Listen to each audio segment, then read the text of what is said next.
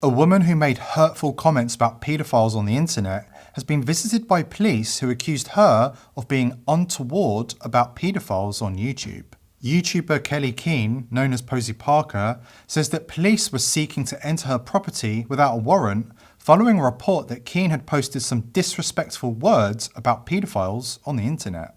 According to Keane, the officers stated that she had been reported for a criminal offence, but they refused to specify exactly which crime she had committed. Mrs. Keane asked if she was being accused of a hate crime or a non-crime hate incident, but again, the officers were vague about which law she had broken. When Keane inquired what she had done to possibly warrant 2 police officers to come to her house, one of the officers responded, "You've been untoward about paedophiles on YouTube."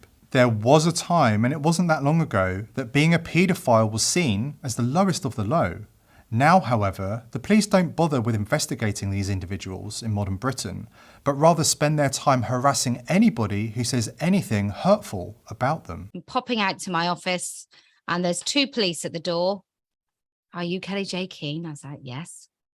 And they said, "Oh, can we come in?" And I said, "No, you can't." And he said, "Well, we're here. We've had a complaint. Somebody's phoned up because in one of your videos, you were being untoward about paedophiles." So I said, "Surely I'm allowed." I said, "It's a crime to be untoward about paedophiles." He said, "No, do you know the video I'm talking about?" I said, "No, I make lots of videos in which I talk about child safeguarding and women's rights and not wanting men or anybody who is born male, which I would call a man, about them not using women's spaces." And I said, "I'm actually quite offended that you're here this afternoon to spend time telling me about being untoward about paedophiles." I said, "when really there is actual crime going on." He said, "Well, the person was offended." I said, "Well, yes, and I'm offended. I'm offended that you're here trying to silence women, talking about the safeguarding of children." He said, "It's been recorded as a hate crime." I said, "Is it a hate crime or a hate incident?" And he said, "I'm not here to argue." And I said, "Okay, well, let me tell you this." He said, "Look, I have to go and report back to the person." I mean, even that. "Oh, I know what I said." I said, "Have you watched the video?" He said, "No." And I said, "So you're here because somebody was offended about something that you haven't even seen?" "Yes."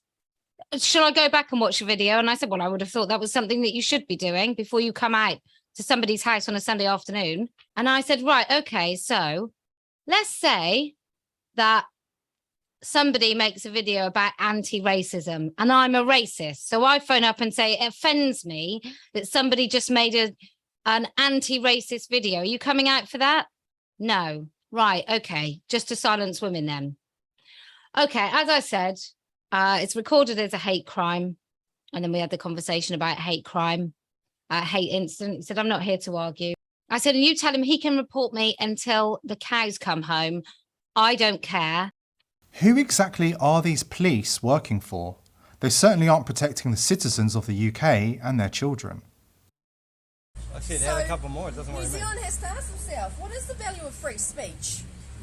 It's your right to know, and we are literally standing here on behalf of the New Zealand people to know and understand the truth.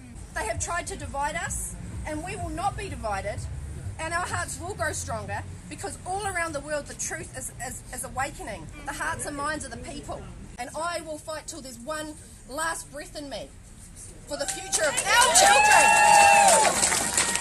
This is about the children. This is about the children, and this is about the real pandemic, which is child trafficking and child abuse. Yes. Okay? So, do I stand and prop up a government that covers for evil wrongdoing? Have you all seen the Ian Wishart article of 2007, which talks about the 1980s child trafficking ring in Dunedin operating in this country? By police? Covered up by Helen Clark. Okay? So, this is what we're standing for. And I will not be silenced. Stand strong. You know who you are. You are an individual created by the most highest creator. And you deserve to stand in your truth and in your honour, and nobody will strip you of that integrity and of who you are.